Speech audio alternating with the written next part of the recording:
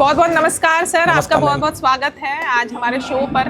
और आज जैसा हम जानते हैं कि स्टीलएक्स का महाकुंभ एक ऐसा बहुत बड़ा आयोजन हो रहा है और जिसमें तमाम दिग्गज, तमाम इंडस्ट्री के बड़े बड़े जितने भी सहयोगी हैं वो आज यहाँ पर मौजूद हैं। तो सबसे पहले मैं जानना चाहूँगी आपका परिचय, कि हमारे ऑडियंस को भी पता लग सके कि आपने क्या भूमिका आप निभा रहे हैं स्टील इंडस्ट्री में और क्या आप सोच रखते हैं इस इंडस्ट्री को बहुत आगे ले जाने में।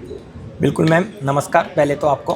बहुत मैडम, मेरा नाम अमित किशनपुरिया है और हमारा एक टीएमटी का प्लांट जयदीप इस्पात के नाम से इंदौर में है। दूसरा प्लांट जयदीप मेटेलिक के नाम से वाड़ा मुंबई में है और हम 60,000 टन पर मंथ टीएमटी बना रहे हैं अभी। और कंटिन्यू जैसे इंडिया ग्रो कर रहा है वैसे हम भी ग्रो कर रहे हैं, धीरे धीरे आगे बढ़ रहे हैं। और जो गवर्नमेंट का लक्ष्य है कि 2030 तक 300 मिलियन टन में जाना है, तो वैसे ही हम सोच रहे हैं कि 2 से 3 मिलियन टन हम भी बनाएं। बिल्कुल सर, बिल्कुल। तो उसी हिसाब से आए हैं। आईफा में हमने यहाँ पे एक एमओयू भी साइन किया है आज, अच्छा। देवेंद्र फडणवीस सर के साथ में। और हम एक नया प्लांट गढ़चिरौली साइड में लगाने जा रहे हैं। बहुत बहुत बढ़िया सर। हाँ। ये तो आपके लिए बहुत एक आपने अच्छी बात बताई। आप ये बताइए, जैसे आप जिस एक विजन को लेके, एक्सपेक्टेशन को लेके आप यहाँ पे आज आए हैं, तो आपको क्या लगता है कि वो कहाँ तक सफल हो रही हैं? देखिए, आईफा हमारी जैसी इंडस्ट्री के लिए ही बना है, ऑल इंडिया इंडक्शन फर्नेस। और इंडक्शन फर्नेस हम चला रहे हैं। तो हम जैसे लोगों के लिए ये सबसे बड़ा प्लेटफॉर्म है और हमको यहाँ से ही सब कुछ मिलेगा।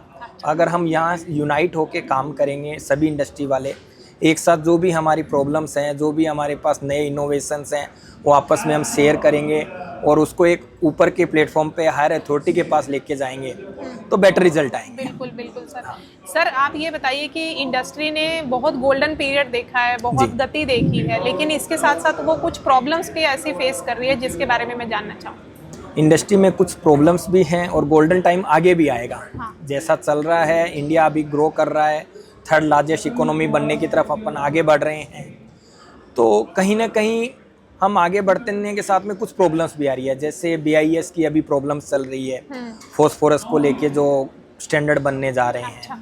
दूसरा GST से रिलेटेड इश्यू है, फेक इनवॉइसेज से। हाँ। कि कहीं पर कोई और गड़बड़ कर रहा है, उसको इंडस्ट्री वाले को भुगतना पड़ रहा है। अच्छा। या फिर बाकी ग्रीन स्टील को लेके है कि इंडिया उतना अभी हो नहीं पाया, यहाँ पे अभी भी गैस अवेलेबल नहीं है, तो हम कोयले से या फिर कहीं और से काम करना पड़ रहा है।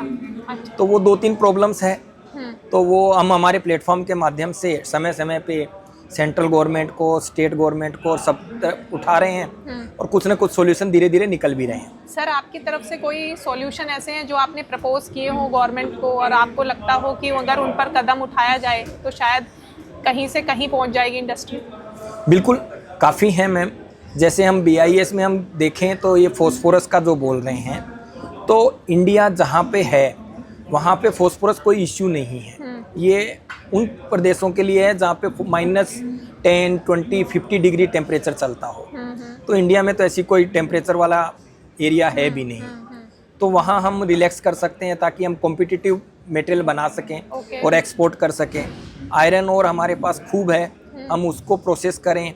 और उसका जैसे गवर्नमेंट अभी बार बार बोल रही है कि हमको एक्सपोर्ट नहीं करना चाहिए, रॉ मटेरियल को एक्सपोर्ट पे बैन करना चाहिए ताकि यहाँ पे सस्ता माल मिले और हम एक्सपोर्ट की तरफ ज़्यादा बढ़ सकें। बिल्कुल बिल्कुल। तो इन तरफ करेंगे। जैसे और एक GST का काफ़ी बड़ा मैटर चल रहा है कि इंडस्ट्री को काफ़ी परेशान किया जा रहा है।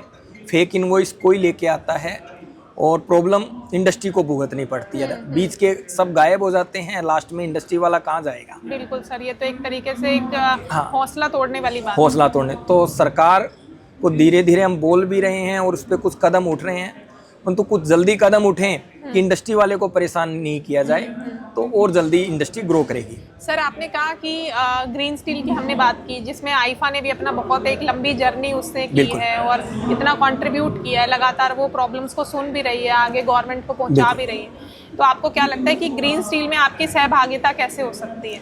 बिल्कुल होगी मैम। ग्रीन स्टील में हम भी ग्रीन स्टील की तरफ बढ़ रहे हैं, कार्बन इमिशन कम करने की तरफ बढ़ रहे हैं। धीरे धीरे हम कम कर रहे हैं और गवर्नमेंट एक स्कीम लेके आई है कि अगर आप जो कार्बन एमिशन आपका है अभी, अगर आप उससे कम करते हैं तो आपको कुछ इंसेंटिव मिलेगा। वो बहुत बेनिफिट वाला काम बिल्कुल है। बिल्कुल बिल्कुल। तो हम उस पर काम कर रहे हैं। सर आखिरी में कुछ ऐसी बात जो आप दर्शकों को भी बताना चाहते हैं और इस माध्यम से आप इंडस्ट्री के जो अपने आप के और भी हैं बहुत जो कंट्रीब्यूट करते हैं, ठीक है, आप उनके लिए कुछ अगर कहना चाहें।